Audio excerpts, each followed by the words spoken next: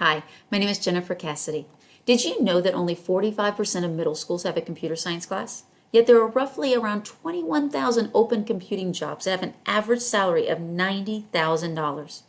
So the problem is, as school leadership, what should our school do to broaden access to computer science education for all our students?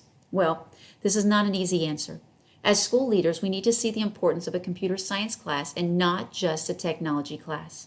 If you look at students' future employment opportunities as they exit college, computer science graduates earn a higher salary and have many more options than many other college graduates.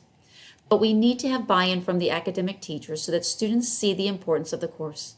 The excitement will grow as students use computer programming to create games and activities for academic classes like math, social studies, language arts, science, and even music.